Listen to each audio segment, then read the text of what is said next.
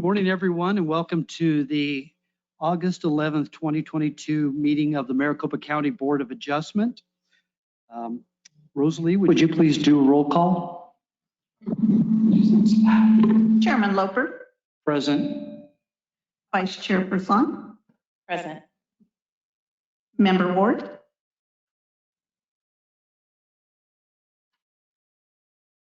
David, I can't hear Fern Ward. I'm sorry, present. Thank you. Member Schwartz. Member Cardin. Chairman, we have a quorum. Thank you. Move on to the announcements. 1, this meeting has been noticed in accordance with the open meeting laws of ARS 38-431. Agendas are available within 24 hours of each meeting of the Maricopa County Planning and Development Office and are also available on the Planning and Development website 1 week prior to the hearing at www.maricopa.gov/planning. With respect to the hearing process, cases will be considered in the order they appear on the agenda unless otherwise agreed to by the board. For each case, the applicant will be given a set amount of time to present their testimony. Any witness wishing to testify on a particular case shall notify the board of such interest. This shall be done by filling out a speaker's card, which looks like this, and handing it to Rosalie, who's waving there at the end of the table. For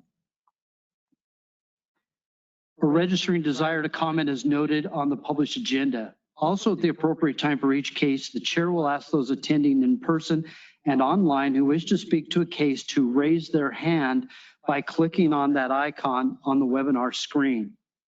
Staff will provide the chair with the names of persons who have registered and noted desire to comment and those registered participants who have raised their hand.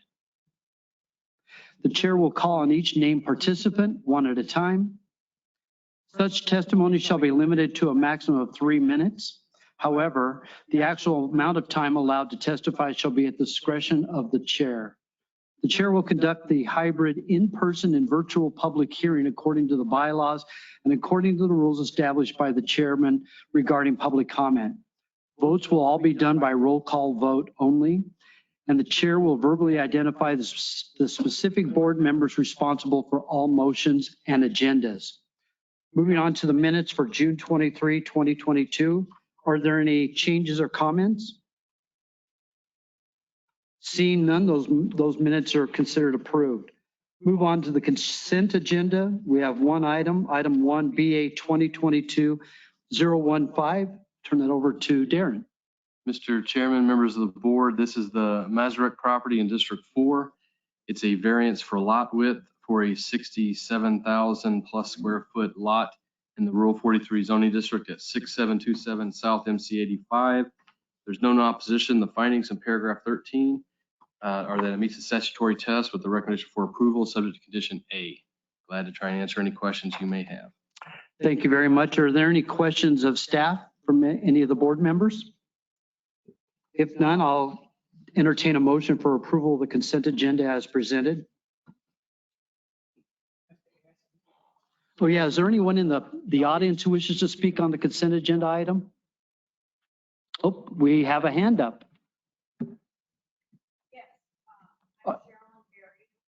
Ma'am, are you the applicant? All right, then, okay, then we'll have to pull this from the consent agenda and put it on the regular agenda. So just hold tight for a minute. Then no actions taken on the consent agenda, that just becomes part of the regular agenda.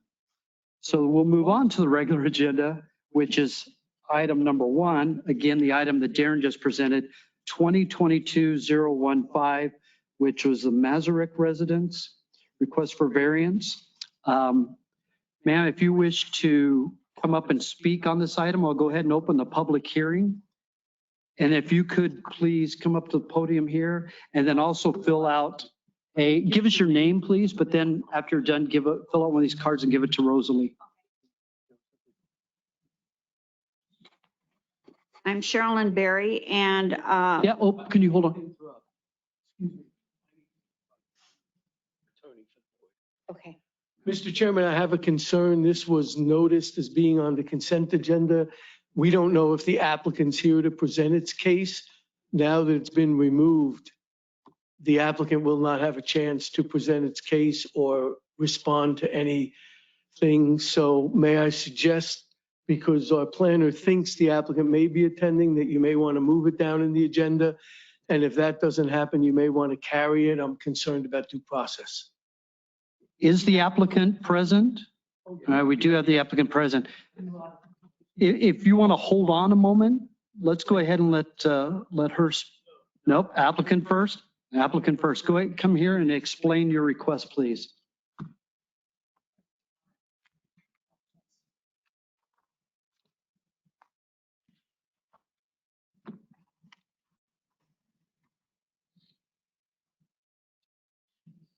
If you could provide your name, please, and then go ahead with your presentation. Yes, my name is Wesley Mazurek, and I'm the owner of the property. Did you want to explain your reason for requesting the variance or the justifications? Well, the reason is because the size and the shape of this property, and it's next to the water channel, so I am not able to adjust anything else. The only thing is to ask for the variance of the size. That's what I'm asking, you know, of the width, because the width, the lot is, everything is good, but just the width is less than 140, and that's why. Okay. Are there any questions of the applicant? Person or Fern? All right, if you could hang Nothing tight, from please, me. we may have more questions for you. I did open the public hearing. If the person who wished to speak, if you'd come up and provide your name again and let us know your comments, please. My name is Sherilyn Berry, and I am here to represent the neighbors on behind the property in question, as well as to the west side of the property in question. The original parcel that we are looking at here was an easement, both for a driveway as well as along the canal. And so the question that the neighbors have is, why is he able to even do anything on that easement, let alone ask for a variance to make it to where he can build on a smaller piece of the lot? Thank you very much. Darren, did you want to address or the property history on this? Mr. Chairman, all that I am aware is that this was created by the state, and the state conveyed the property to the current property owner. I'm not familiar with any easement history, whether there was an easement or if it was extinguished or if it was just presumed to be an easement. My understanding is it was a parcel that was part of a drainage project, and it was created by the state and then disposed of by the state. So it's reasonable to state, and Wayne, I know you have a comment, that the state wouldn't have sold it had they had a need for access to something. And the flood control district didn't make any comments that they had a need to maintain any access for the canal or that's adjacent to it that I see either. Mr. Chairman, that's correct as far as the processing of our case. All right. Mr. Peck, you had a comment?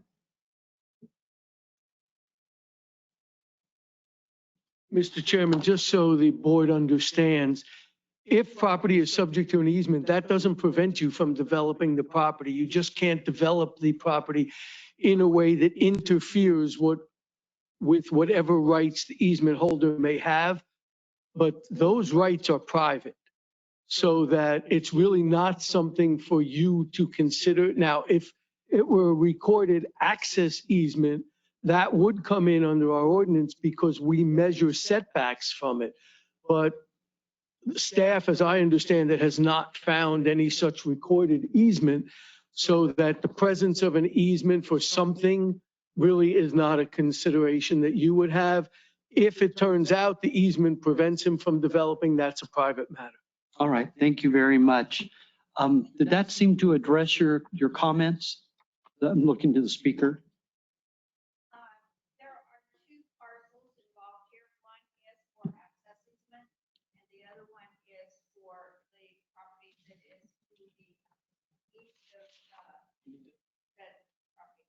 Mr. Chairman, And I you- don't believe her comments are going to be. Yeah, if you could come up, I was hoping I thought maybe I'd get a nod, but go ahead and just if you could repeat that, please. Okay, this property was sold by the state for tax deferment 3-4 years ago. And there were 2 parcels involved here. One was an easement to access to an existing home that is on the property next to the second easement that is on the east side of the property. So this is, and it's all been fenced off. I have pictures of how the fencing's been done to where the access to the existing home is limited. And as you probably heard the county attorney say, access or, not access, but private easements are really a private matter that would have to be discussed between you and the property owner and or others that may be party to that. Just kind of letting you know that. Okay. So appreciate it, but you are opposed to the variance? Yes. Okay. All right, still open for public comment. Is there anyone else that wishes to speak? The applicant, you wish to rebut? You could please come up to the podium.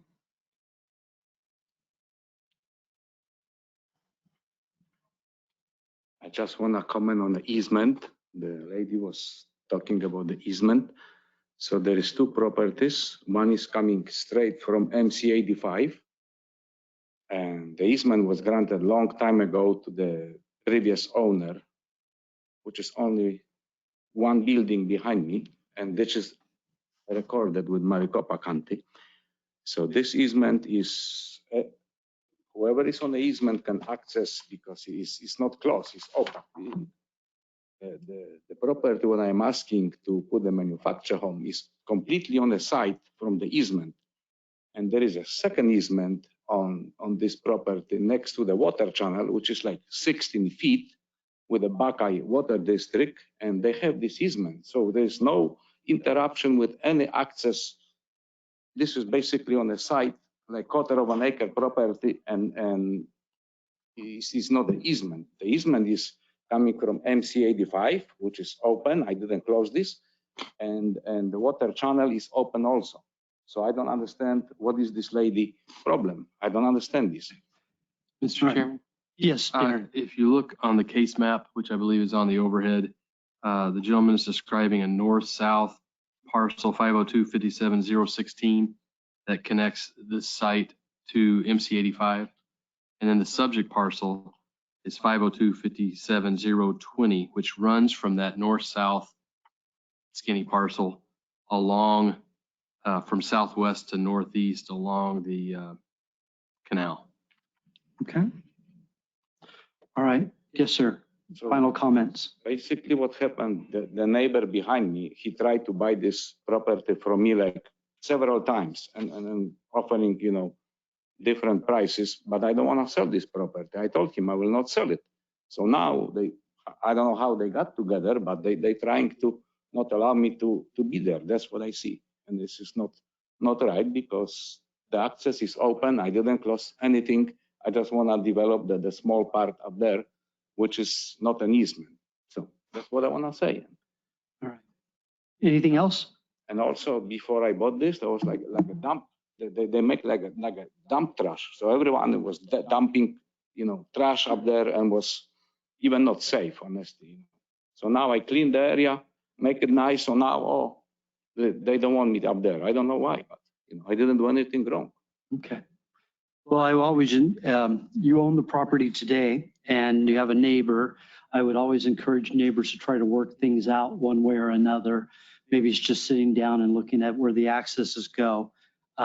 With that, are you okay? Yeah, access is there. I mean, Okay. access is there. I'm not closing anything. I just want on a site completely so anyone can access who is allowed to access. So Definitely understood. Any questions of the applicant? Member Ward, any questions of the applicant? No, nothing from me. Thank you. All right. Thank you very much. All right, thank you. Is there anyone else in the audience who wishes to speak on this item? If not, I'm going to go ahead and close the public hearing and turn it over to the board members for discussion and or a motion. Member Person? I move that we approve case BA 2022-015, subject to the stipulations noted by staff. We have a motion for approval by member Person. Is there a second? Second. We have a second by member Ward. Rosalie, would you please take a roll call vote? Member Ward, Yes. Vice Chairperson, Yes. Chairman Loper. Yes. Chairman, that's an approval by a vote of 3-0. The next item on the agenda, I need to recuse myself from any discussion or action and turn this over to Vice Chair Person. Thank you. I have a question though for Wayne. Do we still have a quorum if Chairman Loper is not here? I had a feeling you were going to ask. Madam Chair, the rules are that a recused member counts for a quorum, but is unable to vote. So you will only have 2 voting members on the next application. Okay. But so we you can do have a proceed. quorum. Yes. Great. Thank you. So staff, can you please present this item? Yes, good morning, board members. This is variance request BA 2022-020, Darner property for proposed distance separation from a marijuana establishment to a school of 1,264 feet, where a minimum of 1,500 feet is required per the zoning ordinance. The site is located at 120 North Power Road, which is a quarter-mile north of the northwest corner of Power Road and Main Street in the Mesa area. The applicant proposes to convert an existing site from a marine repair and service facility to a marijuana establishment after combining and consolidating the 2 adjacent subject properties. The site is zoned C2, where marijuana establishments are permitted uses as long as the site is separated from certain other uses with a set of a minimum of 1,500 feet distance from the closest exterior wall of the subject building to the closest boundary line of any affected parcel. These uses would be another medical marijuana establishment or marijuana establishment, house of worship, school, daycare center, park, playground, or adult-oriented business. The proposed marijuana establishment will meet most of the above distancing requirements, except for the fact that there's a private school located 1,264 feet to the northwest. Thus, the applicant is requesting to reduce the minimum required separation distance from 1,500 feet to 1,264 feet. Based upon what the applicant has submitted and the staff analysis in this report, staff are not in support of this variance and offer the following findings. The applicant has failed to demonstrate that there is a peculiar condition facing the property because if the site was annexed into the city of Mesa and offered both medical marijuana dispensary and general marijuana sales, the proposed use would only have to be 1,200 feet from the school to the northwest, according to the applicant, thus meeting the requirements of the Mesa zoning ordinance. The applicant has failed to demonstrate that the strict application of the zoning ordinance to the applicant's property has caused undue physical hardship that prevents the development of the property. There are alternatives available to the property, such as seeking annexation into the city of Mesa and adding a second use of medical marijuana dispensary on the site. Thus, the variance is not warranted. However, if the board finds that the applicant has proven entitlement to the variance, then the board must state on record the basis of that determination with the findings and conclusion in a motion to grant relief sought. In such, staff would offer the board the following condition of approval, subject to condition A listed in the staff report. This concludes my presentation. Thank you, members of the board. Thank you. Member Ward, do you have any questions for staff? I do not. I have one question. You mentioned that one of the possible solutions was to add medical marijuana. Can you describe a little more what that regulation Exactly, is? I represent. If they actually went into the city of city of Mesa and asked for annexation, and if the subject site was annexed into the city of Mesa, one of their requirements were if there's medical establishment for retail sales, there'd also have to be a medical component. If they have that in place, the buffer to a nearest school would be 1,200 feet. Even in the county? Not in the county. Only That would be in the Mesa. city of Mesa. So they would need to annex Precisely. and add that component in order to have the smaller distance requirement. Exactly. Understood. Thank you. Yep. Is the applicant here to present? Thank you. Thank you, Vice Chair. For the record, Bill Lally with Tiffany Bosco, 2525 East Camelback Road. And this is a little bit of a confusing one for sure.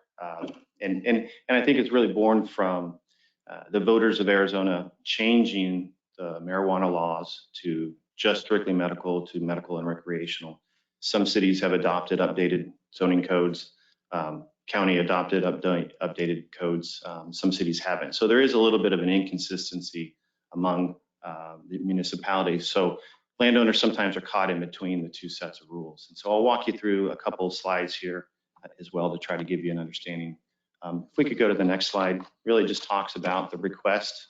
As staff, Martin did a great job of explaining the requirements within Maricopa County is 1,500 feet from a number of uses, including a school. Ironically, Mesa is 1,200 feet. So we are 1,264 feet. So if we were in Mesa and if we were following sort of an updated code per state law, if they had adopted a code to allow recreational by itself, we would actually meet that standard in the city of Mesa, but not in the county. So it's kind of ironic that Mesa has a smaller distance. And so I'll walk you through specifically, though, what we're talking about and why there's justification. If we can go to the next slide. Again, as the measurement calls in the county code is that the measurement is from the existing building where the establishment is to the outside parcel line of the buffered use. And so in this case, as the crow flies directly through a neighborhood, we are less than the 1,500 feet. That's how you have to measure it, even though I think the intent of the code, the intent of the buffers at the state law and all local jurisdictions is to separate these uses like physically. Let's not have marijuana, whether it's recreational or medical, in and around and easily accessible to school children, parks, churches, that sort of thing. If we go to the next slide, what you'll see is the reality of the buffering. So the buffering, and this is in your staff report, but the buffering actually catches the last quarter of the property, which is a gated ball field. So when you think about what is the intent of the code is to not have potential children at a school or a church easily accessible or in exposure to one of these facilities. And if you think about where this lands through a neighborhood and is catching the back of a gated ball field, the likelihood of exposure between the two uses is very limited. If you go to the next slide, it'll also show you sort of the real world access to the facility. So in reality, to get from one facility to the other, you would take one or two routes. You would either take A to B route, which is going out on the main arterial, going north and accessing the front of the facility, which is more than double the required buffer distance. If you were to cut through the neighborhood, you still are well beyond the buffer distance. If you go to the next slide, it'll really show you the location of the facility. The facility is going to be fronted out onto the main arterial. The customers, folks coming from and to the facility will not likely be going into the neighborhood. There's not going to likely be any cross-pollination of traffic or exposure between the two facilities whatsoever. If you go to the next slide, you can see obviously as the new site plan, the older parcel, you know, it's been around for a while. It's been zoned C2 for over 30 years. These improvements will be a great improvement to the community, to the neighborhood with this established facility. And again, the odd thing here is that, you know, I would call it the special circumstances that we're caught between two buffered standards, one in Mesa, one in Maricopa County, one being the longer one in Maricopa County, 1,500 feet. If we did annex and apply for an annexation, we're then caught in the catch-22, which is Mesa doesn't want to have recreational marijuana in a standalone facility, even though the state law passed the ability to do that. And so that's really the inconsistency among the municipalities, and Mesa has the legal right to do that, and they're not wrong in what they're doing. It's just facilities like this get caught in between special circumstances where it actually meets the municipal boundary, but then the use has to be combined with another type of marijuana use. So if you think about what is the intent of Mesa's code is to have 1,200 feet away from a marijuana facility, medical marijuana facility, and a school or church or park. We exceed that. So we do meet the intent of Mesa's code, but we're also within Maricopa County, clearly, and we have a standalone facility. So annexation doesn't solve the overall issue. Annexation by itself doesn't solve the need to have two licenses and two separate uses on the property. The licenses aren't super readily available. The facility would have to be designed a little bit differently. We represent one of the largest companies in town that has amazing security, amazing track record. It has done this all over the valley, and I think probably if there's ever an applicant to give a little wiggle room in terms of reducing the buffer, and in fact it meets the local city, this is the user that you want to grant that to. But again, special circumstances, we're caught between a rock and a hard place in terms of two different jurisdictions and two different codes that are saying the same thing, but in two different ways. In reality, the property is zoned correctly in Maricopa County. In reality, this use could go there. And the real exposure is if you're driving or walking or traversing the facility, we are nearly twice the distance away. And so, Madam Chair, board members, it speaks volume as well that there's no neighbors in opposition. It speaks volume that the cities have not commented to oppose this use. We're here today with staff recommendation for denial, probably because we don't have a wash or a hillside or something that's on the property that makes it a unique circumstances related to the property. I would argue the uniqueness is we're stuck between two different codes that say two different things, but in fact, we are meeting the intent of the local jurisdiction of over 1,200 feet. So I realize there are a number of folks here missing today, and that, having a case in front of you without staff support isn't ideal, but if there's any questions, I'd be happy to answer. Thank you. Member Ward, any questions for Mr. Lally? I do. First of all, you did almost answer one of them, and that was the walking distance versus as the crow flies. What you said, it was almost double if it was to be realistically walked or driven. You want to go back to that slide? Yeah, if we could go back to that slide. One more. There you go. Can you see that, Member Ward? Yes, I can. Thank you. So, okay, yes, I see it. It's 3370 rather. Okay. The other thing was also you kind of answered it as well, and I just wanted to verify the licensing for medical versus recreational. Am I wrong in inferring that that is also a lottery to add the medical? Member Fern Ward, I believe, I'm not as familiar with the licensing part of it and the lottery part of it. My client is here, and I'm going to look back and try to get a nod. Is that also a lottery type of, if we were to add medical, is that a lottery type of situation? Yes. So Member Ward, it isn't as if we could simply go down, fill out a piece of paper, pay for a separate fee. We would have to hope through the lottery to obtain that secondary license. So you're right. Thank you. Wayne standing. I have no further questions. Great, Thank you for a very detailed presentation. Do we have any people in the audience that wish to speak? I'm seeing none. Anyone? Oh, we do have one. Please come on down and state your name for the record. Good morning, Madam or Vice Madam Chair. My name's R.L. Whitmer, Scottsdale, Arizona.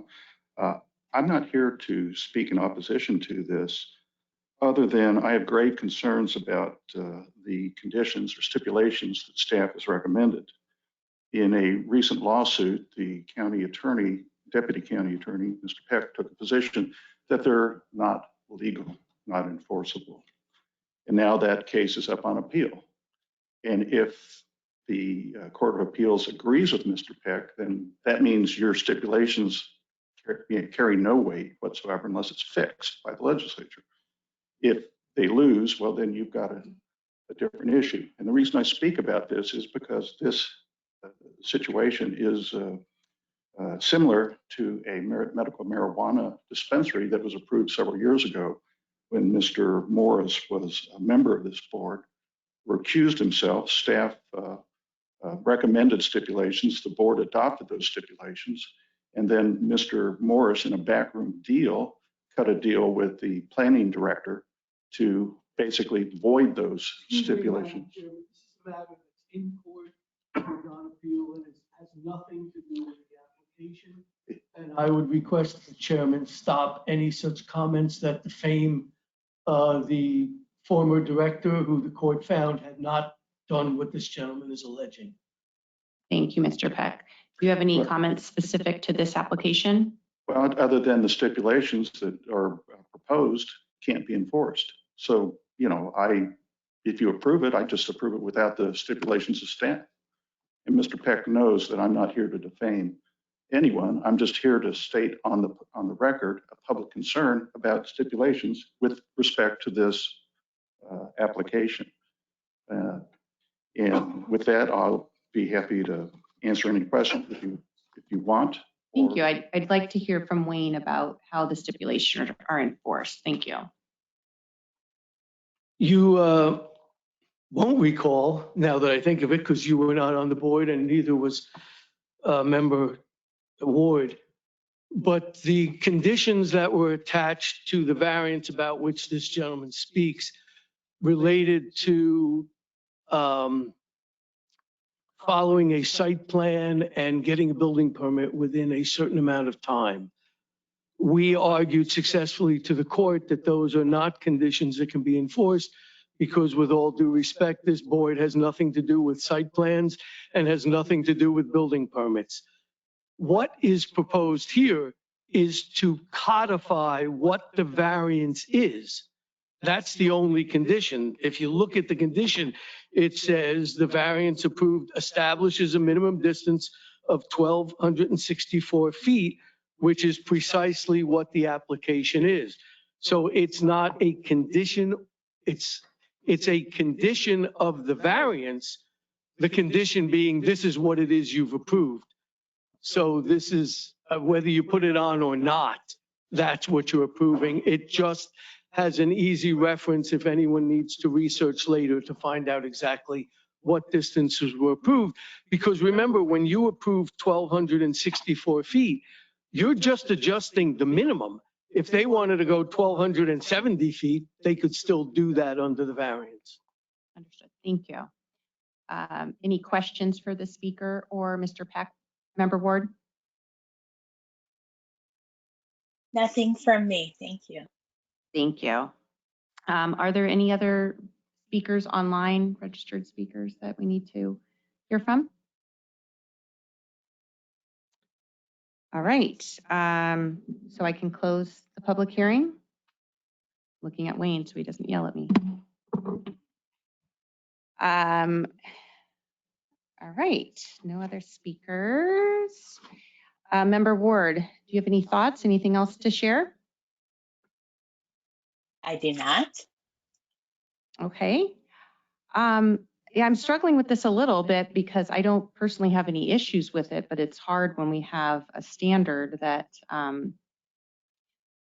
is the standard and it's not being met, and you know, you articulated it well. There's not a physical condition or something on the property. But yeah, you know, Member Ward, would you like to make a motion? I would. I was going more by the realistic distance of getting there. And unless somebody is willing to jump over fences and cut 3 yards, I feel like it does meet compliance in my mind. And so I would like to make a motion that we approve this. All right. So do I second that since I second? All right. Rosalie, will you please take the roll call? Member Ward, Aye. Vice Chairperson, Yes. Chairman, that's an approval of a vote of 2-0, and Chairman Loper is recused. Thank you. Thank you for coming out. Can someone go get Chairman Loper? Back there playing video games or something. Bill,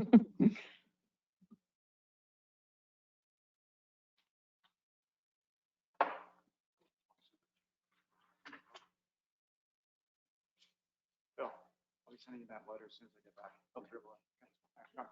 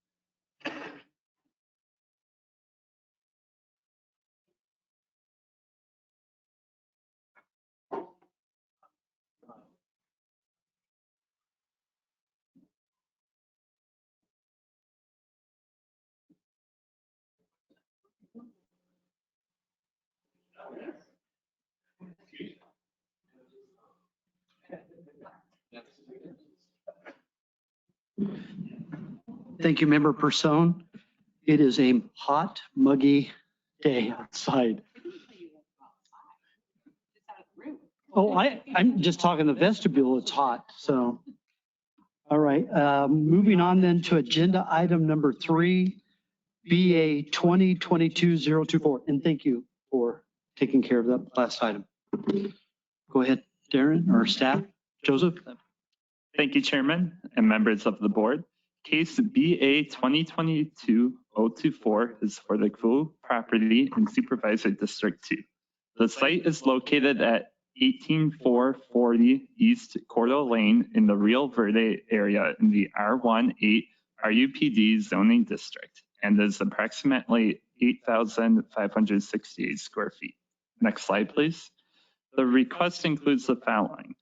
A front yard setback of 19 feet where 20 feet is the minimum permitted per MCZO Article 604.4.1.a. And also a proposed street side setback of 5 feet and 9.5 inches where 10 feet is the required per MCZO Article 604.4.1.c. Next slide, please. The request would allow the applicant to complete a 352 square foot garage addition for which the applicant currently has an active building permit and plan review. Next slide, please. Staff would like to note that we have received 5 letters of support plus a positive letter from the HOA in regards to this case. Next slide, please. The staff findings are as follows. The applicant has failed to demonstrate that there is a peculiar condition facing the property because the lot is within a recorded and platted subdivision, and while the eastern lot line curves slightly, creating a situation where the setback pushes in towards the residence on the southern portion of the lot, it is a typical size and shape compared to the nearby parcels. Staff does note that this request is unique in that the applicant has stated a primary reason for the garage addition is to allow the applicant's improved maneuvering ability while using necessary medical mobility devices such as a walker. However, while this may be a unique situation, facing the applicants. It is not a peculiar condition facing the physical property, and staff was not able to factor this into their recommendation.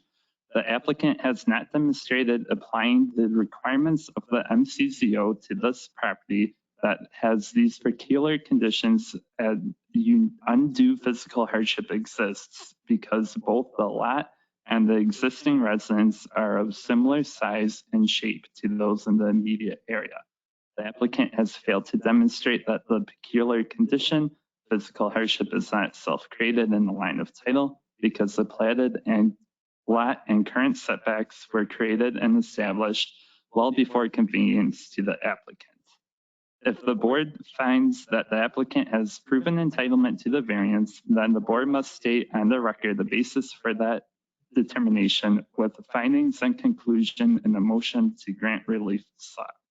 In such event, staff would offer the board the following conditions of approval.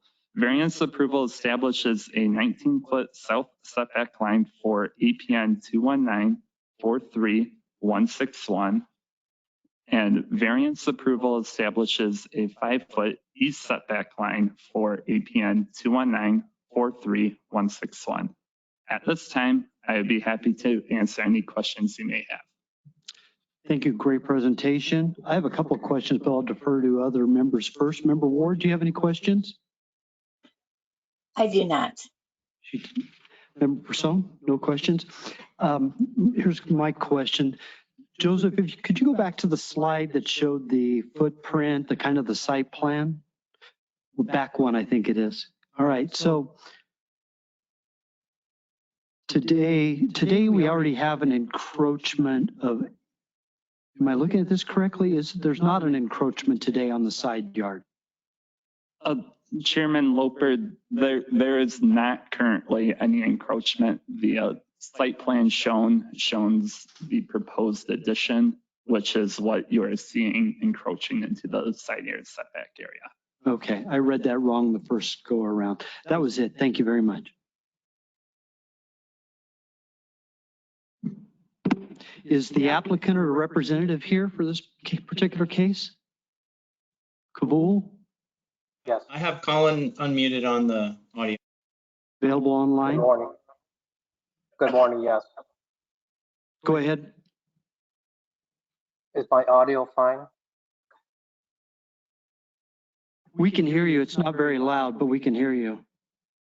Okay, apologize for that. Joseph was asked me to present a PowerPoint presentation to justify my position. I'm not sure what I should have included.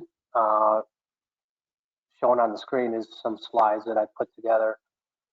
The first slide is just our name, address. Next slide. It's our request is for a 2-car addition. It's going to be 22 feet wide, 16 feet deep. There are the setbacks as mentioned before. Next slide. The issue here, Rio Verde, is applicants or residents are not able to park in the driveway overnight without a permission from the HOA office. 2-week pass is generally granted. However, for an extended amount of time, they have to be within the garage. That's really the issue here. Next slide. Letter from the HOA in support of our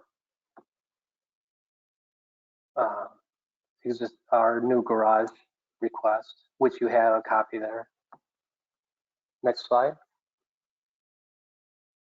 The problem really is we own 2 vehicles and a golf cart, which all 3 do not fit in the garage currently. Next slide. That's the issue. Our house only has 2-car garage.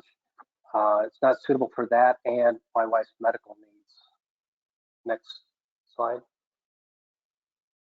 So the solution would be to add additional space, which we presented, to safely store our 2 vehicles, the golf cart, and more importantly, to provide ample room for my wife's current and medical needs.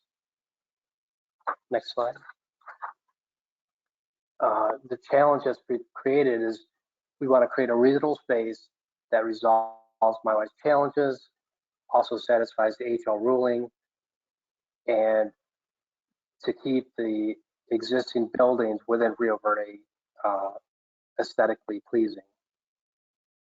Next slide. The proposed addition has been approved by the Rio Verde Architectural Committee, and you have several letters of support from my neighbors as well. Next slide.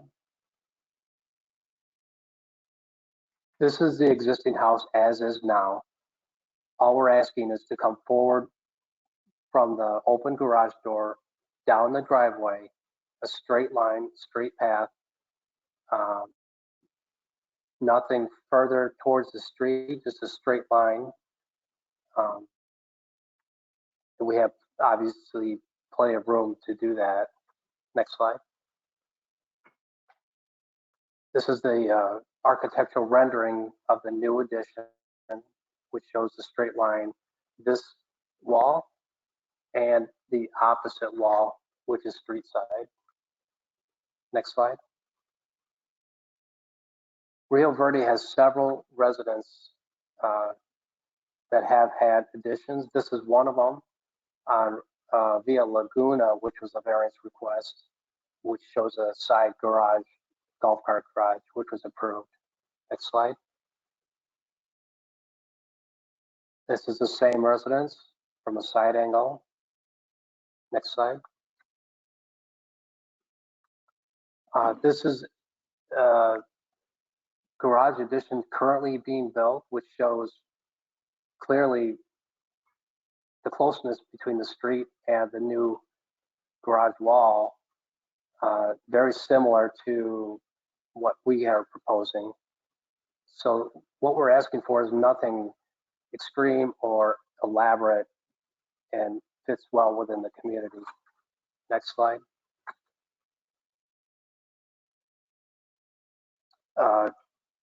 More properties with a variance issue. Next slide. This is Primo Court in Rio Verde. This actually is 5 feet from the street to the garage. There's no way you can even park a car in this particular house. What we're asking for is 19 feet. So clearly plenty of room. Next slide.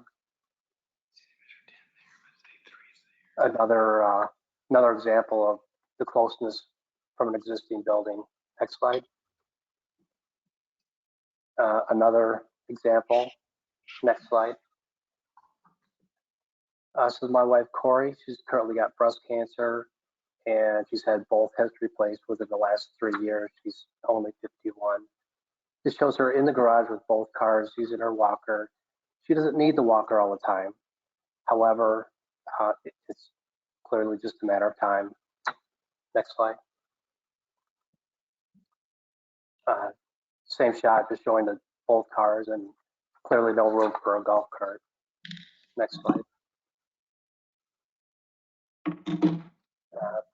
This is her trying to get out of the car. It's just tight. We're just asking to expand to make more room, basically for future needs. Next slide.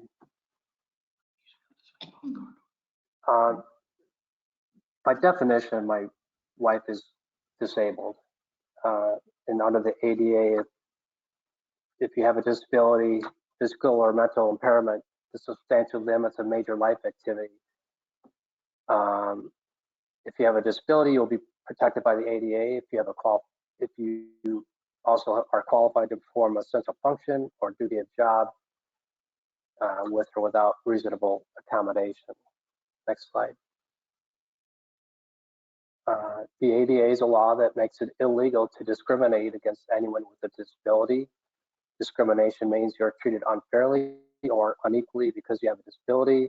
Discrimination also occurs when you are denied a necessary, reasonable accommodation, which we feel this is.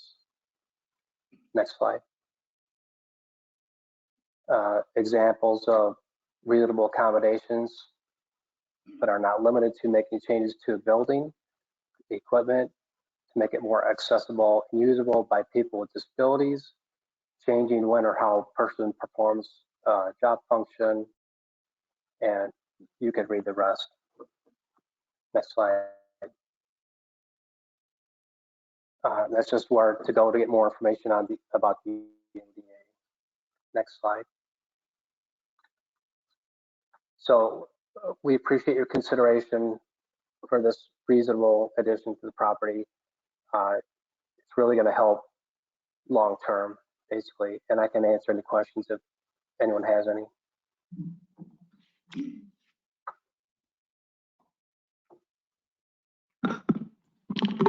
Thank you. Are there any questions of the applicant?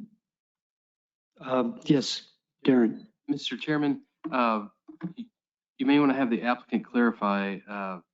It appears that there is an existing two-car garage. So this house already has an attached garage, and the southeast corner encroaches into the setback today. The site plan on page 3 of 8 of your staff report is showing that the house meets a 10-foot setback, but the southeast corner of the garage is only 8 feet 3 inches. So that street side east setback is already encroaching. That's one of the requests for this 16 by 22 addition.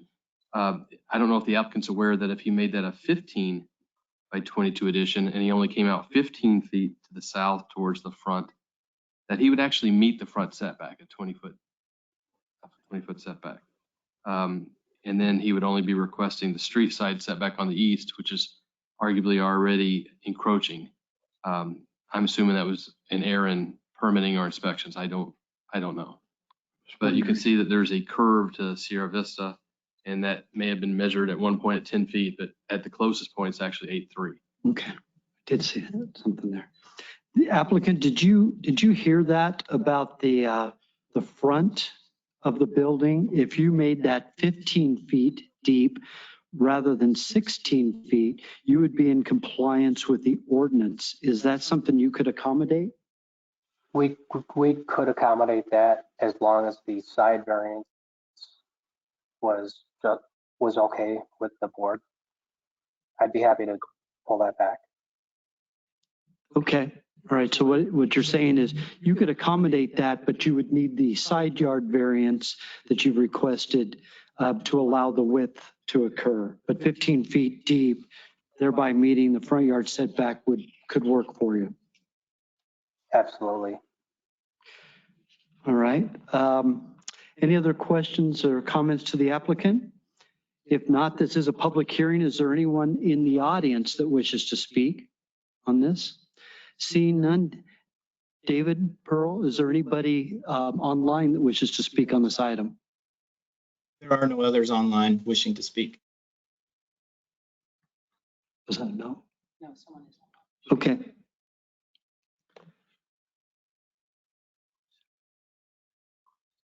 There is someone online that wishes to speak? No, sorry, there is no one online wishing to speak. No one online? Okay. All right. I'll go ahead and close the public hearing and turn this over to board members for discussion and or a motion. Mr. Chairman? Oh, I'm yes. sorry to interrupt. Go ahead, Darren. If you are going to consider these requests separately, you'll want to vote on them separately. Okay. And you'll note that the memorializing the condition, the development standards in paragraph 14, you may want to consider those separately for each request. All right. Fern, did you catch that? I did. Thank you. Okay, awesome. All right. Is there any comments from any of the board members? I have a couple of comments. One is I'm appreciative of what you're trying to do, and I appreciate you came to us as early as possible. However, it is a self-imposed hardship, be it as it may, ADA issues notwithstanding, in that today you meet the ordinance, arguably the eastern setback you don't, but certainly you do for the front one. But I am appreciative that you don't have opposition and that you have the support of not just people in your neighborhood, but also the HOA itself. So for myself, I have no issue with this. And with that, I'll entertain a motion. Member Person? I move that we approve case BA 2022-024, specifically for the variance to allow the 5 foot 9.5 inch setback on the east property line. Is that how you wanted me to say it, Darren? You could, Mr. Chairman, Member Person, I would just vote on request number 1. Oh, okay. So All right, go ahead. what I just said, I move that we approve request number 1. Request 1, if I, Or no, again, request 2. Yeah, request 2 for case BA 2022-024. I have a motion for approval of request number 2, which is the street side setback of 5 feet 9.5 inches. Is there a second? Second. We have a second by Member Ward. Rosalie, if you'd please take roll call vote. Member Ward, Yes. Vice Chairperson, Yes. Chairman Loper. Yes. Chairman, that's an approval by a vote of 3-0. And we don't need to take action to deny the other one. We do. We do. Okay. So then I move that we deny request 1 under case BA 2022-024. Do we have a second? Second. We have a motion for denial and a second for request number 1, which was the front setback of 19 feet where 20 is required. By the motion was by Member Person, second by Member Ward. Rosalie, would you please take roll call? Member Ward, Yes. Vice Chairperson, Yes. Chairman Loper. And a yes as well, and that has the effect of the denial. Yeah, Chairman, that's a denial by a vote of 3-0. Congratulations for what you needed. All right, move on to agenda item number 4, which is the McCavitt residence. Turn it over to Mr. Johnson. Or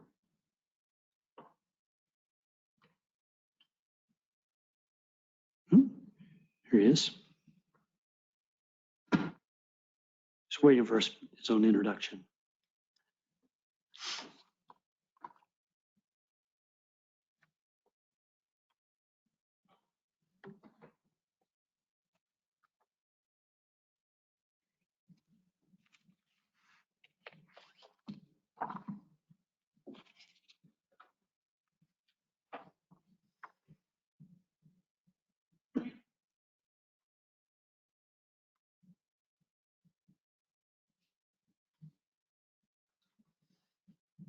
Thank you, Chairman. Members of the board, case BA 2022-018 is for the McCavitt property in Supervisor District 4. The site is located at 18420 North Sierra Vereda in the Rio Verde area. The site is zoned R18 RUPD zoning district within the Rio Verde Unit 3 subdivision and is approximately 10,359 square feet. The request includes the following. Request number 1 is for a front yard west side setback of 10 feet for the primary residence, where 20 feet is the minimum permitted per the subdivision plat.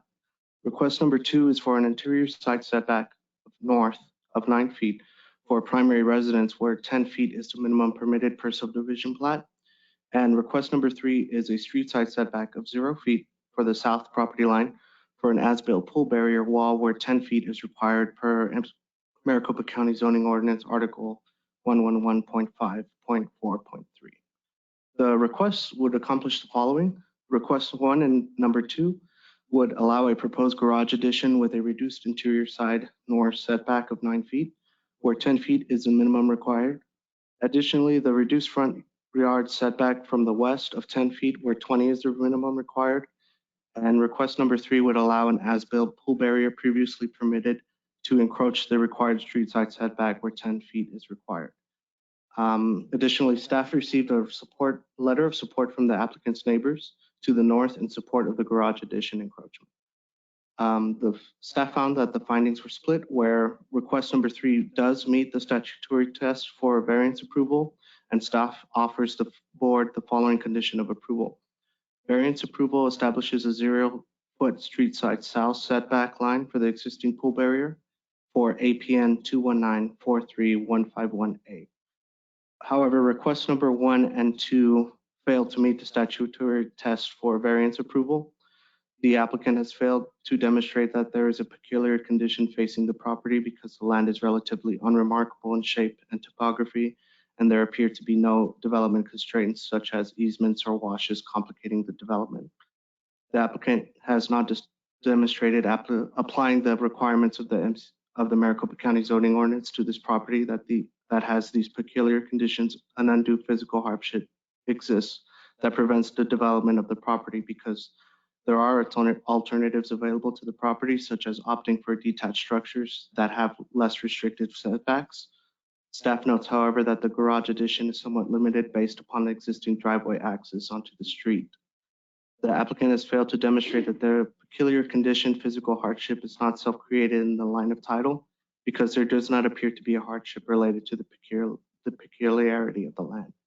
The applicant has failed to demonstrate that the general intended purpose of the zoning ordinance would be preserved by the variance.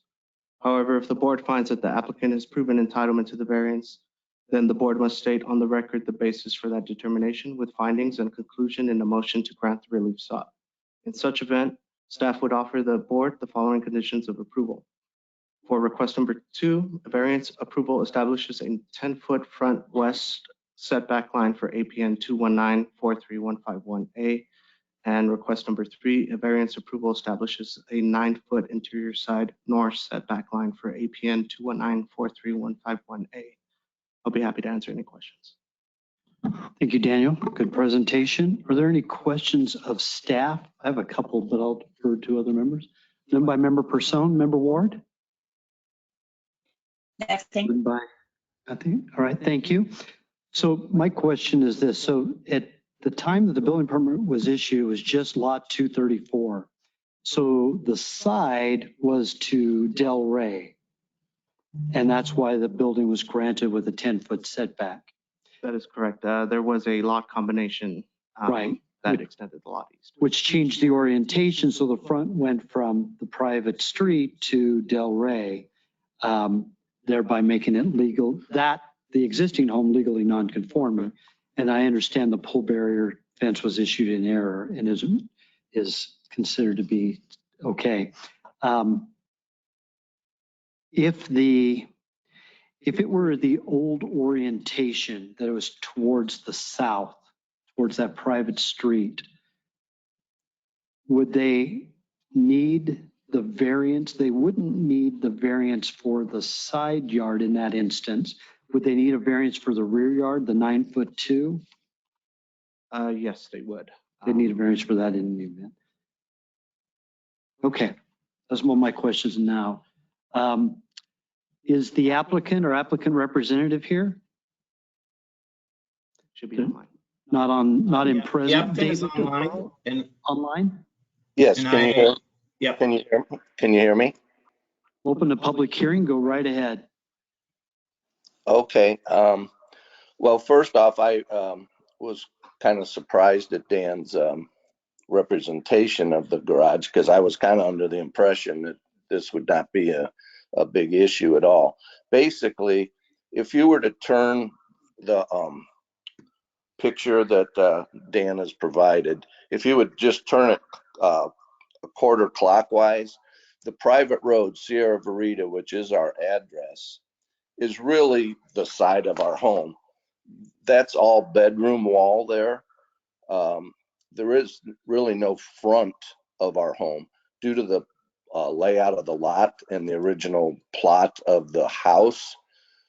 It faces east and west. As you can see, our pool and our rear patio and everything faces east, so we could take advantage of the mountains and Four Peak view and so forth that we have. I also own the lot that's empty behind us. So really the entrance and the way we come into the house, and I guess what I would consider the front of the house, is the existing driveway and garage, and that's how we get in and out of the house, through the garage. So if you would consider the side yard, which would be a 10-foot variance, as the back, from the front yard and the backyard requires a 10-foot variance. What I'm simply asking for, is a 1-car garage addition abutting right up to my existing garage. It would be, the garage door would be 23 feet to the street, which the variance is 20 feet. If you basically would consider that the front of the house. And because of the angle of the lot that you can see there, I'm asking for a 27-foot long garage addition, 13 feet wide. It starts out at 10 feet 5 inches from the property line, so it meets the variance of 10 feet. But to keep the garage square, it gradually infringes on that 10-foot variance, so that at the back corner of the new addition, it would be 9 feet 2 inches. So I'm simply asking for a 10-inch variance from that back corner. And that back corner would basically be 50 feet to Avenida Del Rey Street. And that's the side of my house, and it faces the side of my neighbor's house, which he's provided a letter of approval. He has no problem with it. Nobody in the neighborhood would notice any difference. It'll match my existing garage exactly. The HOA and the architect committee and everything here has approved it. I know that, doesn't affect you folks, but everybody here is on board with it. All the reviews, as far as drainage and building permit and all that stuff's all handled. So basically, I guess in my mind, I'm just asking for a 10-inch variance on the rear as a maximum at the rear corner of the garage in order to keep it square.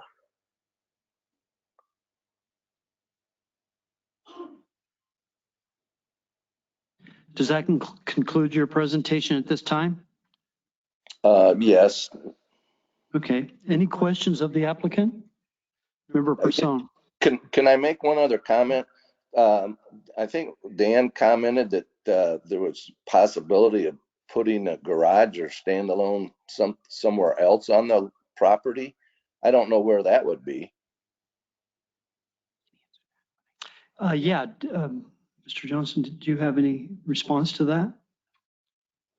It does appear that the lot would, may not be able to support a detached structure. But I mean, if he was able to design it in a way that would detach it from the main residence, that there would be a way for it to fit. But of course, Dan, there clearly is not. Mr. Applicant, could you hold on a moment? We have staff responding to some things. Yeah. Go ahead, Dan. Mr. Chairman, there's since it's an addition, it's the primary structure and has to meet within the principal building envelope. If it was structurally detached, it could be as close as 3 feet to that rear or side, whatever they're calling the north.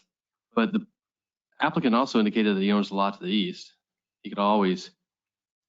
You can't build on it. You can't build on it at less than 1,700 square foot. You have to build a home. The lots, of course, could be redelineated again like he did before. Recombined. Property. Back to the applicant. So the response was you testified that you own the lot to the east, a third lot. And the comment from staff was that even though there may be a prohibition for things under 1,700 square feet, if you did a lot combination, it would be considered a detached accessory structure. And those can go within 3 feet of a side or rear property line. Well, that would defeat the whole fact. Well, that would defeat the value of the lot. I have people trying to buy that lot to build a home all the time. And why would I want a 1-car garage 400 feet from my home? Okay, I do have a question for you. The new garage addition, it's adjoining the existing garage. Is it open? I mean, can you access it from inside or from Yes, the garage? yes, the new addition, instead of making it a golf cart garage, I wanted to just extend the length of it a little bit so that I would have some additional storage. It's an older home and there's only, the closets and the bedrooms for storage. So I would use the existing wall of the current garage, and would open it, an opening in that wall to come from the one car garage into the existing garage, and there's a doorway that we use to come in and out of the house. So yes, it would be basically, it would almost become a 3-car garage, I guess, in essence. But the bulk of it would have the existing wall still there, that there would be an opening to walk into the existing wall, get into the house. Understood. And it would match my garage completely from the exterior. It's only 13 feet wide. I've got plenty of distance from the Avenida Del Rey Street, which is every home up and down that street backs out onto Avenida Del Rey. That's where all the garages, and most of them, that is the front of their homes. In essence, if you look at my home, there really is no front to the house, because over there on Sierra Verita, which is my address there on the corner, that long white wall there, that's the bedrooms. There's one window on that whole length there, and that's one bedroom window. Everything faces east and west, not south and north, the way the house was laid out on the lot. And all that, the pool and everything was there when I bought the home. All right, well, thank you. I do have a follow-up question, and there might be others as well. So going back to the site plan. Yes. Why did you not just match the front plane for the proposed garage? Well, I was trying to extend it out simply 4.5 feet to give me a little extra length. I currently have a Town and Country minivan, and I have to pull up almost to the door entering the house for the garage door to close. It's not a very deep garage. And like Colin, your previous presenter, we're in the same community actually, and I have a golf cart also, and I cannot put mine's even tighter than his was as far as trying to put 2 cars in there, and I have no place for my golf cart. And rather than spend the money for simply a golf cart garage, I thought I could just make it a little longer. It's not really any wider. It's just a little longer along I consider that my side yard. It's certainly not my backyard. I look right at the side of my neighbor's house, and we don't ever go to that side of the house. We use our patio and pool area, which is the rear of the house. But so I was just looking for some extra length to provide some storage, if I could build some little shelving in there to put suitcases, coolers, and patio furniture and umbrellas and stuff that I have no place to put currently. All right, definitely understood. Member Persona has a question. Hi there. Yeah, similar to what Chairman Loper was asking, I was curious if you could take the entire box, not making the garage smaller, but taking the entire thing and shifting it to the east so that you create a larger setback along Avenida Del Rey. Well, the proposal is facing, the front garage door would be facing west, and the back of the garage would be facing east. That whole thing and shift it to the east. Take it exactly as it's drawn, but shift it to the east so that that front wall of it, where your garage door would be further back and not as close to that front property line. could line up with the rest of the front of the garage, but just be deeper, or could even be, you know, I really can't go much deeper. It's kind of in a shadow, but can you notice that there's I don't know if you call it a patio wall, or there's kind of a walkway along my garage, and then it goes through a gate into like, can you see a little wall there on that I think so, yeah. back side? So the proposed garage would basically be in line with that wall, but I can't go back any farther because I would be running into that area, and I wouldn't be able. I wanted to have the ability to open up about a 5-foot opening in the new garage to walk into the existing garage, so that I can have access from my house into my current garage, which I have, but also that opening to walk into the new garage to be able to, access my van, because currently I have no place to park the golf cart at all, and my van barely fits. I have about a foot variance between my current van and that existing garage. It's very tight and small, and Right. it just makes sense for me if I'm going to spend the money for a golf cart garage. It doesn't cost me that much more to just go ahead and make it a little bit longer and give me better space for my van and a little storage space. Definitely understood. Thank you. Thank you very much. Any more questions, Member Ward? Do you have any questions? All right, we may come back. Thank you. Okay, thank you, Member Ward. Didn't mean to cut you off. Applicant, hang tight. We may have other questions for you. This is a public hearing. Is there anyone in the audience who wishes to speak on this matter? None here. Is there anyone online? There's no one else online. Did you say there is or is not? Is not. Okay. All right, then I'll go ahead and close the public hearing and turn it over to the board members for discussion and or a motion.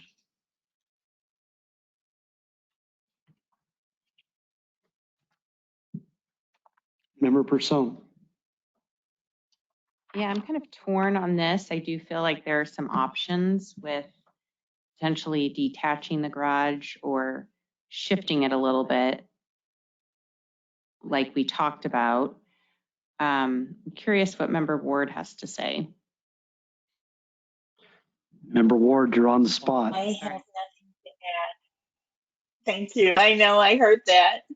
I have nothing to add. I am listening to what the two of you put in input. Yeah. A question of staff, Daniel and or Darren. Did the applicant, was there any exploration of options, or was this pretty much his request, his justification, and that's how it's presented to us? Or was there any feedback or did he come present any options to you, or? This was the permit that's been held up in plan review. Okay, it's part of a permit. Yes. Okay. Mr. Chairman, should point out that, there's 3 requests. If you want to vote on them, 3 separate votes, I don't know. But I would point out that request number 3 is necessary because it appears that the pool barrier was permitted in air on the street line. Right. Yeah, and I truly don't have an issue with request number 3. On one hand, I would like to see the addition pushed so that it was part of the front plane of the existing structure. And I don't know what that distance is. It looks somewhere around 4 to 5 feet. But then you start to create a 21-foot deep garage is not a very deep garage, especially if you have larger vehicles. And if you take off 4 or 5 feet from the new addition, you're basically replicating that interior dimension for the new garage. So and I understand there's a low wall that prevents that from going deeper. So I don't know, he does have support of the neighbors. Well, and there is already from the existing prior nonconformance, a 10-foot setback from the current house. True. We're not going any closer than that. Right, that is true. And that the orientation changed based on the addition of the lot. It has to do with the ordinance and the way it interprets what's the front of a home and what's the side and rear and so on. Anyway, I don't know that I have a huge issue with any of it, but there are some potential options. Again, turning it back to both of you, you get to make the heavy lifting. Yeah, I can get on board with it, given some of the things that we just discussed and looking at it as a little bit of a peculiar condition with the changing of the front street assignment. So I'll move that we approve all three requests under case number BA 2022-018, subject to the conditions outlined by staff. We have a motion for approval. Is there a second? Second. We have a second by Member Ward. Rosalie, would you please take roll call? Member Ward, Yes. Vice Chairperson, Yes. Chairman Loper. Yes. Chairman, that's an approval by a vote of 3-0. Ayes above the no. Bless you.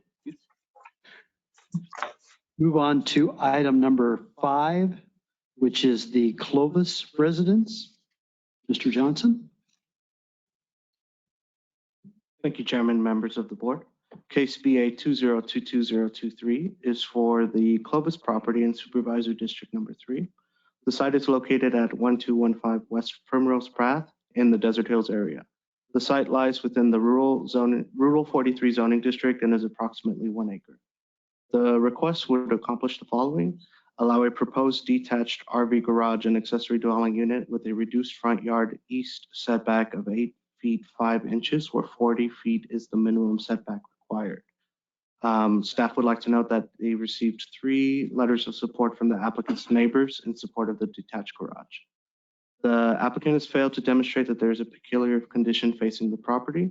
The applicant has failed to demonstrate that the strict application of the zoning ordinance to the applicant's property has caused undue physical hardship that prevents the development of the property. There are alternatives available to the property, such as reducing the size of the RV garage in order to fit the lot, or detaching the 2 structures and proposing them within the rear and side yards, as accessory structures have less restrictive setbacks. Thus, a variance is not warranted.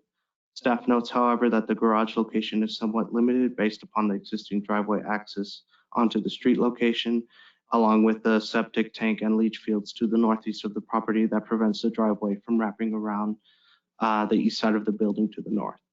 The applicant has failed to demonstrate that the peculiar condition physical hardship is not self-created in the line of title, and the applicant has failed to demonstrate that the general intent and purpose of the zoning ordinance will be preserved by the variance, as the intent of the zoning ordinance front yard requirements ensures an orderly appearance of residential uses from public rights of way. However, if the board finds that the applicant has proven entitlement to the variance, then the board must state on the record that the basis for that determination with findings and conclusion in a motion to grant the relief sought. In such an event, the staff would like to offer the board the following conditions of approval. Variance approval establishes an 8-foot 5-inch front east setback line for APN 211-51040H. At this time, I'll be happy to answer any questions. Thank you, Mr. Johnson. Are there any questions of staff? Member Ward? Member? Nothing from me. Nothing from any of us either. I'll go ahead and open the public hearing. Is the applicant or applicant representative here in attendance? He's online. Seeing nothing, nobody raising their hand. Pearl or David? Clovis is online and I have unmuted him. The applicant, provide your name for the record and go forward with your presentation, please. His audio is still muted on his end. Could the applicant, Mr. Clovis, Ms. Clovis, please unmute?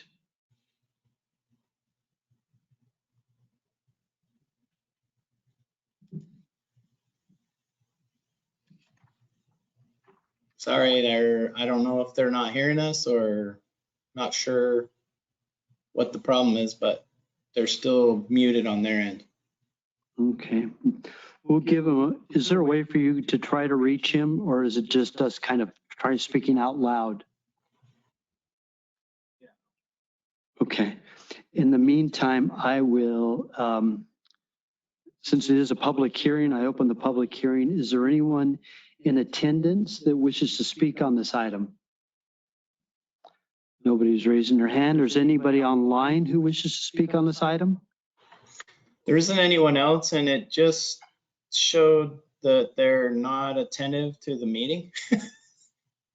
The way that works in GoToWebinar is if you're not actively monitoring the meeting, it goes idle, and that just popped up on their side. So I'm guessing that they might have gotten pulled away from the meeting and not realized that we're waiting on them.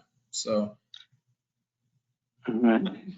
Oh, wait, they just raised their hand, so let's see if they're able to. They need to get their audio unmuted on their side, and I'm not sure how to tell them to do that other than to use the application, the GoToWebinar application. You have to. They have audio connected, but they need to click the unmute button on their side. Staff's trying to reach him via phone right now. Oh.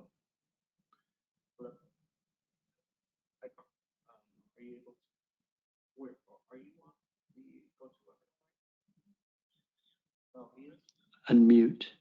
Okay. Just put that on speaker.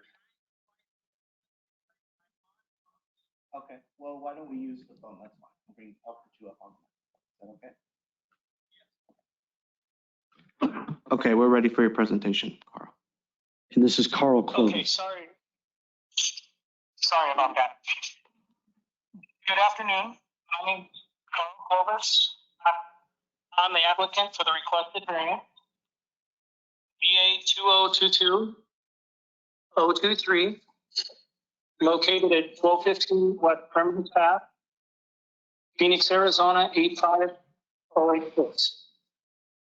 I would like to thank the Board of Executive Chair and members for giving me this opportunity to speak with you on behalf of the variance request. I would also like to thank Daniel Johnson from the County Planning and Development team for helping me with this process. As you can see on the PowerPoint, there are slides of the property site plan, an aerial photo of the parcel property showing the wall in my neighbor's side yard, and a similar approved variant. Also, there should be a report to the Board of Adjustment with additional photos, site plan, and lot use. The second slide is a proposed detached garage casita that is hindered by a 40-foot front yard setback that is applied to the entire eastern property line. The third slide is an aerial parcel viewer. The southeast property line that shouldn't affect the neighbors, as it acts like a side yard rather than a front yard. Ordinance allows detached accessory structures to be as close as 5 feet from the interior lot lines. As you can see on the slide, the structure would be built behind the neighbor's wall and acts as a separation from their front yard and backyard / side yard. The wall they have built is well beyond the 40-foot setback for their front yard. It's approximately 83 feet setback off the street to the south. Superior to this property, creating a hardship, is the size and shape of the parcel. This property narrows from the front yard toward the side yard, where the front yard setback is 40 feet. This prohibits me from building the submitted garage and casita unless the variance is granted. The narrowing shape of the parcel and the total width of the wall is considered a front yard with the 40-foot setback. This wall separates my neighbor's side yard and my side yard as can be seen in the photos. With the current setback and the peculiar shape for this parcel, and without the granting of a variance, the property cannot be reasonably used. This parcel is the only one on the street with this peculiar shape. It was designed by the builder back in 2006, before I purchased the home in 2011. This parcel lot size condition and peculiar shape was not created by me, the applicant, and homeowner. The requested variance is consistent with the spirit, purpose, and intent of the ordinance, such that public safety is secured and substantial justice is achieved. This requested variance does not harm public safety or the community. By achieving substantial justice, this hardship is peculiar to this parcel and not shared by the community. The requested variance will not cause an adverse impact on the adjacent property in the area or to the public welfare in general. The justice standard draws upon the notion of precedent. Please refer to the slide of the property variance BA 2013-008 with a similar peculiar condition as mine located in Maricopa County a few miles away. This property area is completely closed off by a block wall and gates, so a reasonable person would consider this area a side yard and or a backyard versus a front yard with a 40-foot setback. I hope I have proven to the board the statutory elements for this parcel hardship required for a variance so the property parcel can be reasonably used. A variance support letter has been submitted with some neighbor signatures in support of the variance. In the report of the Board of Adjustments are memos from Maricopa County Planning and Development Services, Elba Holloway on setback, stating drainage has no objection to the variance for setback encroachment pending issuance of a building permit. The Flood Control District of Maricopa County has no objections to the variance request. MCDOT has no objections to the request. Should the Board of Adjustment find favorable approval for the applicant's request. I have also recently received approval for construction of the on-site wastewater treatment facility on August 8th of this year from the Maricopa County Environmental Services Department. I would ask that the Board of Adjustment Chair and members to please approve my variance request. And thank you for your time and listening to me. Thank you. Are there any questions of the applicant at this time? Nope. All right. Thank you very much. Hold tight. We may have other questions for you or may have questions for you in a minute. This is a public hearing. I open the public hearing. Is there anyone in the audience who wishes to speak? No hands are being raised. Anybody online? I think you'd previously said no, but wanted to double check. Yeah, there are no others online. All right. Oh, go ahead, David.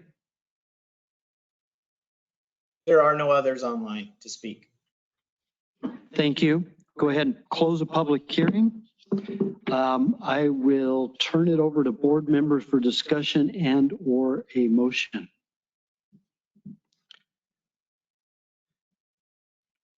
Member Person. Yeah, this one is in my district. I can certainly see how the configuration of the lot creates a strange condition with kind of two front yard setbacks. So I'm in support of this. Happy to make a motion unless you guys want to share some thoughts. I would agree. Member Ward, any comments? I would agree and happy to second. Then, All right. all right. Well, I move that we approve case BA 2022-023, subject to the conditions outlined in staff's presentation. We have a motion for approval. Is there a second? The second Second. motion for approval by member Person and a second by member Ward. Rosalie, would you please take the roll call vote? Member Ward, Aye. Vice Chair Person, Yes. Chairman Loper. Aye. Chairman, that's an approval by a vote of 3-0. Aye is above the nose. All right. We'll move on to item number 6. Mr. Mueller?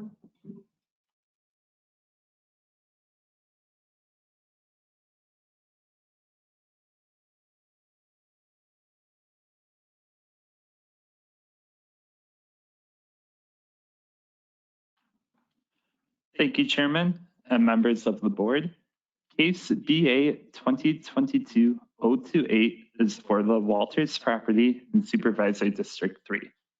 The site is located at 48627 North 3rd Ave in the New River area in the Rural 43 zoning district and is approximately 3.03 acres. Next slide, please. The request includes the following: a 1,107 square feet of hillside disturbance outside of the lot's principal building envelope, where hillside disturbance is prohibited per MCZO Article 1201.6.1.1. The request would allow the applicant to complete a new single-family residence on currently vacant land. The applicant has an active building permit for the residence. Next slide, please. The staff findings are as follows. The applicant has demonstrated a peculiar condition facing the property due to about 2/3 of the property being either floodplain or floodway. In addition, there are hillside slopes located separately throughout the entire parcel. Staff notes that the applicant had worked with plan review staff and made every reasonable effort to conform with the MCZO, and that given the physical complexities and size of the parcel, the requested amount of hillside disturbance outside of the lot's principal building envelope is relatively minor.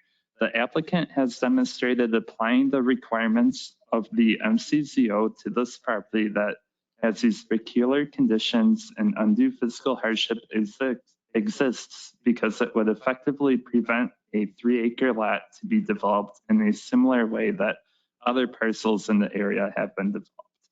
The applicant has demonstrated that the peculiar condition and physical hardship is not self-created in the line of title because of severe geographical conditions facing the property.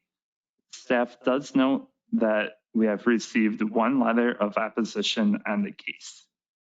Staff would like to offer the board the following condition of approval. Variance approval allows 1,107 square feet of hillside disturbance outside of the lot's principal building envelope on EPN 202-08-004U. At this time, I would be happy to answer any questions that you may have. Thank you, Mr. Mueller. Are there any questions of staff? None by member Person. Member Ward? I do have a question. I had a different one, but I think you answered it. So the reason this wasn't on consent is because you got the letter of opposition. Chairman, that is correct. Could you summarize that? You don't have to read it verbatim, but just kind of let us know what that. Yes, Chairman. The letter of opposition or email of opposition that we received primarily focused on the New River Desert Hills area plan. And the gentleman stated that it was their opinion that the variance proposal was not conducive to the area plan. Thank you very much. It wasn't a direct neighbor or an affected property. It was the neighborhood. Just I wanted to make sure that was clear for the record. Thank you very much. Go ahead and open the public hearing. Is the applicant or applicant representative here? I see a hand being raised. Do you want to come up and provide your name for the record and tell us about why you're seeking this variance?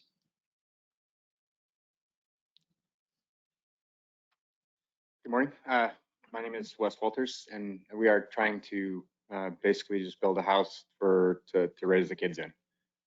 We have 5 children.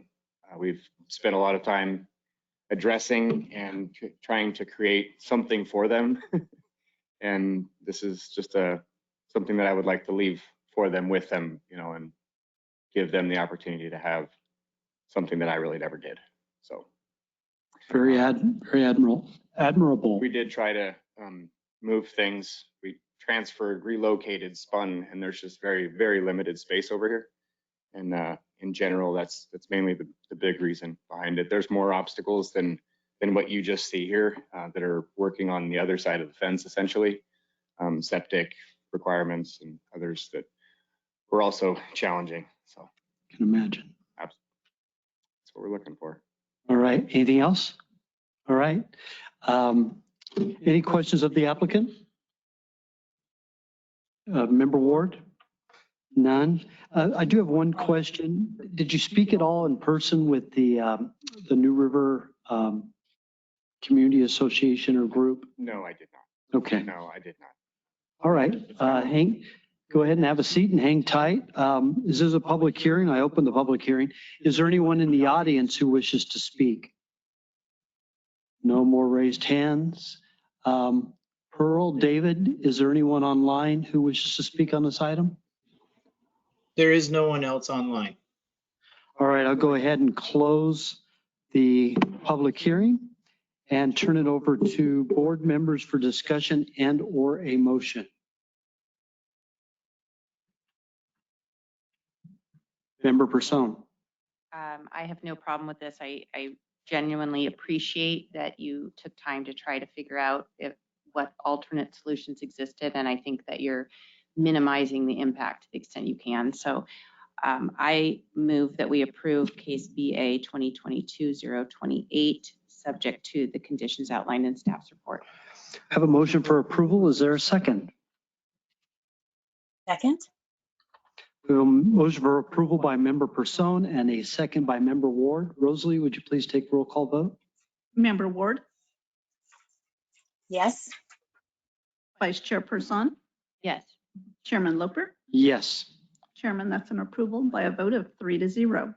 Congratulations. All right, move on to what I have as the final item on the agenda, which is TU 2022-029. The wheat property, and Mr. Landis is going to present on this one. Good morning, Chairman Loper, members of the board. This agenda item is for subject case TU 2022-029, the temporary use permit for housing for the wheat property located at 3211 North 82nd Street, Mesa area in Supervisory District 2. The applicant is requesting to occupy a 38 by 10 RV until the completion of a primary structure for a period of time not to exceed 1.5 years from approval or until completion of the home. Next slide, please. The primary structure of the lot, along with a propane tank and retaining wall, are currently under construction with all associated permits having been issued in April of 2022. The site is accessed on the west by an ingress-egress easement and is of typical size and nature to surrounding developments. Next slide, please. Staff received one letter of opposition with concerns about the construction of the parcel, including removing vegetation without the benefit of a permit, the obstruction of historic washes, and fencing off a fire hydrant on the western parcel line. It should be noted that the drainage engineer reviewed and approved the grading and drainage plan as part of the issued permit application, and the engineer reviewing drainage for this temporary use permit had no objections to the request. Staff is recommending approval of TU 2022-029, subject to conditions A through G. The applicant has fulfilled the statutory requirements for obtaining a temporary use permit, and reviewing counting agencies have no objections. Staff would have approved this request administratively had no opposition been received. This concludes my presentation. Thank you. And at this time, I'm happy to answer any questions. Thank you, Mr. Landis. Are there any questions of staff? Member Person. Hi there. So to clarify, the person that expressed opposition was not opposed to the temporary living situation, but rather something that's outside of our purview. That is correct. That's my understanding. Anything else? And Member Ward, I saw you shake your head no. Any questions or comments? No. Okay. And none for me at this time. I'm going to go ahead and open the public hearing. Is the applicant or applicant's representative here and wishes to speak? Please provide your name for the record. Good morning, Chairman, Board. My name is Darren Wheat. I'm the owner of this lot.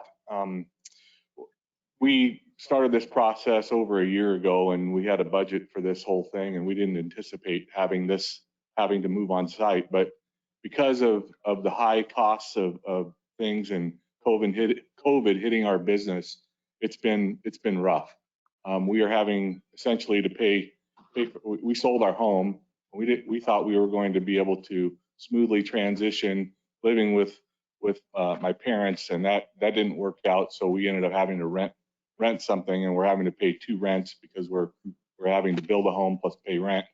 So we're simply asking the board to consider letting us put our RV temporarily here so that we can finish out the project and keep from incurring high costs. We've only had one person oppose, and that's been somebody who's chronically called in and complained every step of the way of everything we've done. They've made it known to us that they did not appreciate us building in their line of view and sight from the very beginning. So I would just ask that the board please be considerate and let us just temporarily put our RV. It's a nice RV. It's not an eyesore. And we just need to live there and oversee the rest of the project so that we don't incur high costs that we didn't anticipate. Thank you. Thank you. Any questions of the applicant? No? Okay. This is a public hearing. I do have a speaker request card from Pete Amundsen. If you could come up to the podium, please. You've identified that you do wish to speak, and you didn't say support or opposition. You had a question mark, but I'm sure you'll let us know here in a moment.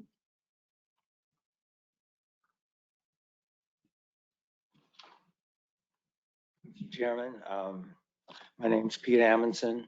I live at 3212 North 82nd Street. I've lived there for 41 years. I'm immediately downslope with his parcel, from his parcel. The reason I'm here is that the fundamental issue is to find out, as far as, I'm sorry, I got a dry mouth from sitting so long. Take your time. My fundamental concern is, when is this project going to be finished? Because this request for putting a mobile home on, I'm sorry, an RV on there, it's made it open-ended. And the reason I'm concerned about that, because the final determination of the drainage, which has been a problem since day one, does not get resolved until they do the final grading, which they won't do until they find a house. I was going to run through a quick history, but what I will tell you is, although what the county calls the historic drains, historic washes, have been filled and continue to be covered over since January, and he was cited for that. On the 26th of July, he made his first cut is providing a drain path from the runoff that comes into the north side of his property and exits on his west side, which empties into a 4-foot wide wash on my property. After he did that, I called Ruben Gonzalez, who is the supervisor of the drainage, left him a message that said that he has made this attempt to provide some drainage and we would wait and see if it really works.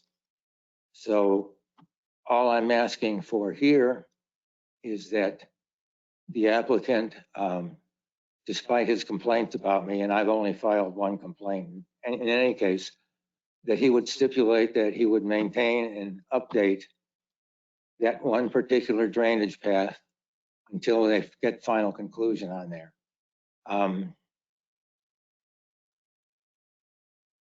I would also ask if somebody would look into dust control on the property, because they just finished a marathon dumping of fill on there. I'm a dinosaur, so I have photographs rather than an electronic copy. So I feel like the guy in Alice's restaurant. That notwithstanding, I'm simply making a request that environmental take a look at the dust situation on the property. And I have one request that I'd like you to take a look at. that is not doing the applicant any good because his contractor refuses to address this. And that is, they've got the construction fence which blocks access from the fire department from getting to the fire hydrant. And it's right across from 13 mailboxes, and everybody in the neighborhood sees that every day. And that's all. So my requests are that he stipulate to keep the wash that he just created open. I can call environmental, but if you make it part of the record, then maybe it'll get done better. And really would like to see that fence moved a couple feet so the fire department can get to the fire extinguisher. I'm sorry, fire hydrant. That's all I have, sir. All right, thank you. Any questions of the speaker? Seeing none at this time, we may have more for you later. A couple of questions of.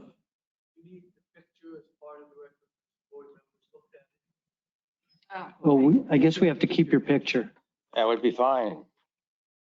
And I think the picture that staff has on there shows before all the grading, dumping and all that, the property does not look like it's in staff's picture.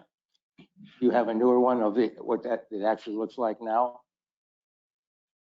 No, not at this time. So I would say two things here. First, that per the site plan, as you can see above, there should not be any fencing along that western parcel line. Did not apply for any fencing along the western parcel line. Other than that, I forgot what I was going to say next, but yes, there should not be any fencing along that western parcel line. A couple of questions. So the drainage situation, somebody's already inspected that. That's a different department, but that's not something to necessarily stipulate to. Number one, it's outside of our purview, but number two, there's already existing regulations, hence the complaint, and they followed up and cited. So that's monitored independent of this board, correct? Yes, that's my understanding. And then do dust control regulations even apply to single family? They don't. I didn't think they did. They do to subdivisions and commercial developments and things like that, but somebody doing their own lot. But there is a department that looks into those, as you mentioned, MCESD, and that's outside of our purview. Also, with the fire hydrant and the water takeoff, that I don't know if that's Phoenix Fire Department or if that's a fire district. Again, outside of our purview, we can't act on it. But the fire department would dictate whether that would need to be inside or outside the fence, part of that hydrant meter. And so that would be something I'd encourage somebody just to check with a fire district or fire department that covers that area. And then whatever they require. And lastly, you guys are going to be living next to each other. I hope you can break bread when this is said and done and share a cool one some evening out in that area. With that, is there anyone else? This is a public hearing. Anyone else wants to speak on this item? Oh, yes. Whether or not the temporary use permit's approved, the construction permit is active and valid, and the construction activity that seemed to have some concern will be ongoing as long as he passes inspections within the required 6 months. Good point. Thank you for clarifying that, Darren. No one else in the audience wishes to speak on this. Excuse me. Is there anyone online? There is no one online. All right, no one online. Go ahead and close the public hearing. And I'll turn it over to board members for discussion and or motion.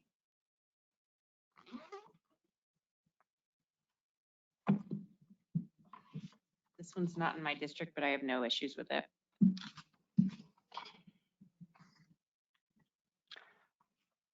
Are you making a motion or do you want me to? Member Person's made all of them. I know. Spread the wealth. I have no issue with this. I just wish you the best of success living in an RV. And I would like to motion that with the staff recommendations that we approve this. We have a motion for approval by Member Ward, and that you did say subject to the conditions in the staff report. Yes, subject to conditions A through G. And is there a second? Second. We have a second by Member Person. Rosalie, would you please take roll call? Member Ward, Yes. Vice Chairperson, Yes. Chairman Loper. Yes. Chairman, that's an approval by a vote of 3-0. Congratulations and good luck in this trying economic times. With that said, we'll go ahead and adjourn the hearing. See y'all next month.